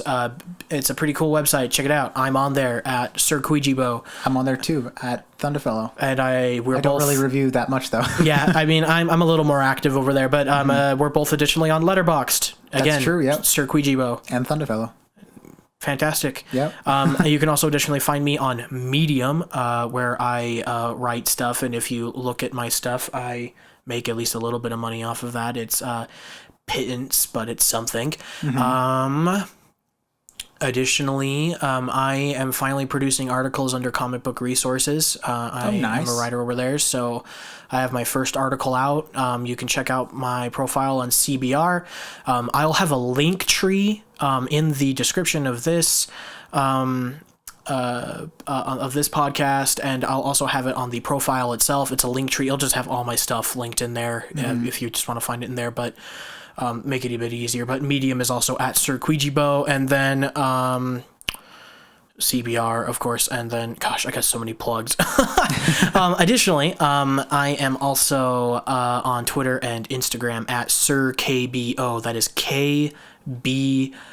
And if you're curious how Kwyjibo is spelled, that's KWYJIBO, and sirkwyjibo is all Simpsons reference, right? one word. Yes, Season 1. Bart the Genius, great episode. Nobody gets it, nobody knows how to spell it, and nobody knows how to pronounce it, and that was a bad decision on when I made that tag a long time ago. But I guess the last thing I have to plug is I was recently on an episode of a podcast, 3 Act Thirsty, which is a film podcast with my good friends Raphael and Daniel. I knew Raphael from when I worked at Incluvie for a little while. The kind of diversity in film place I was a writer and editor for a little bit. Not anymore. Keep quiet on that. But yeah, no, I was there for a little while. But I've retained good friends with them. We talked about Frankenweenie, the Tim Burton movie. We talked about both the first short from the 80s as well as the 2012 animated film. This episode will probably be out before the Frankenweenie episode goes out. But if you are interested in a really cool movie podcast, check out 3 Act Thirsty. They're great. Love those guys. They're great. And the Frankenweenie episode should be out before Halloween. So it'll probably be out not before this episode goes out, but it will probably be before we record the next one. So keep an eye out on that, and I might even plug it on the next episode. But you don't have much of anything else to plug, don't you? You're pretty much done. I mean, yeah, I don't have much social media. I mean, I'm on Instagram, but it's for like friends and stuff. So yeah. And then I don't have a Twitter because Twitter's garbage.